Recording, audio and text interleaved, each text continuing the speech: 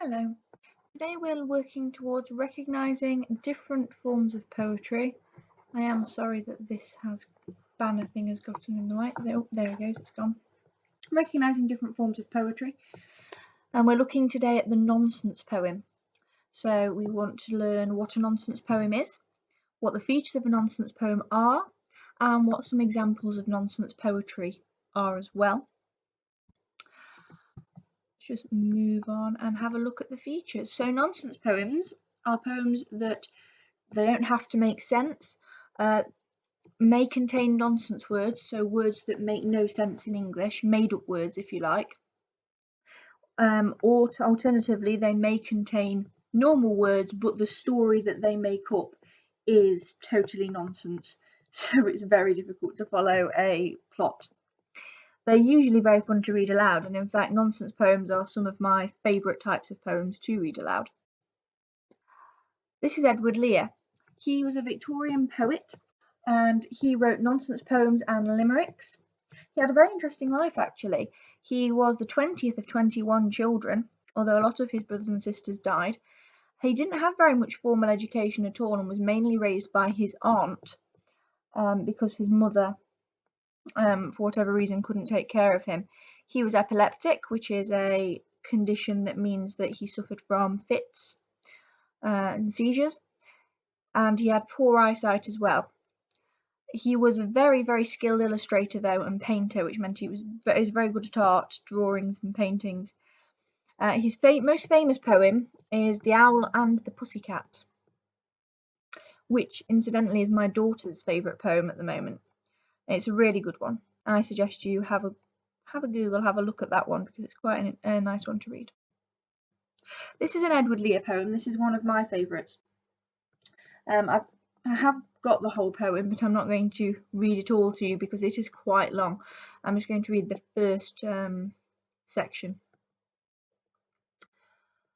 They went to sea, in a sieve they did, in a sieve they went to sea, in spite of all their friends could say, on a winter's morn, on a stormy day, in a sieve they went to sea.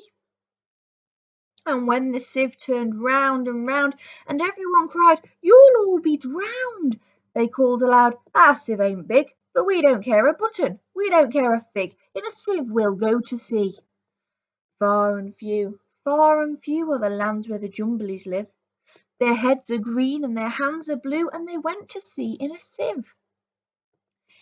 Now, most of the words there are words that we would recognise. I have included a picture of a sieve just for reference. But it's a nonsensical idea because obviously if you look at the sieve, it has holes in it. It would not be very useful as a seagoing vessel. So it's just a nice little nonsense poem, and if you read this one, it's quite a lovely little story to follow along to. This is The Jabberwocky by Lewis Carroll. He is an author, and also is part of his stories he wrote poems. This poem is an example of using nonsense words, which are just quite fun to say. This is not all of the poem, this is the first 3 verses there. "'Twas brillig, and the slithy toves did gyre and gimble in the wabe, all mimsy were the borogoves, and the mome raths outgrabe. Beware the Jabberwock, my son, the jaws that bite, the claws that catch, beware the Jubjub bird, and shun the frumious Bandersnatch. He took his vorpal sword in hand, long time the Manx's own foe he sought, so rested he by the Tumtum tree, and stood awhile in thought." As you can see, it can be quite tricky to read because they're not words that we're used to reading, but it is quite fun to say, and it's another one I recommend you have a practice at and have a go. They are quite fun. This one is On the Ning Nang Nong by Spike Milligan. Now, this one here, this particular picture, I have gotten from Google, and it does say that it's non-commercial reuse is permitted, so hopefully copyright there won't be a copyright issue with this, but all credit to Spike Milligan for this, and Thank you for letting us use it as an example of a nonsense poem.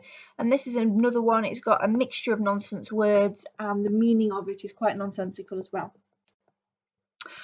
On the ning nang nong where the cows go bong and the monkeys all say boo, there's a non nang ning where the trees go bing and the teapots jibber jabber joo. On the nong ning nang all the mice go clang and you just can't catch them when they do.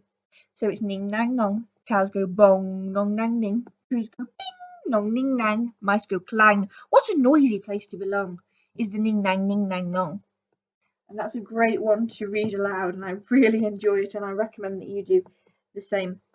Have a good practice at that as well. So what I'm going to do is I'm going to put on DB Primary these full poems, so the Jumblies, the Jabberwocky, the Ning Nang Nong, and also another one by Edward Lear, The Owl and the Pussycat, just because I think it's quite a nice one for you to have a look at. And what I would like you to do is have a read of those, have a practice of them, read them out loud, try and get your tongue around them.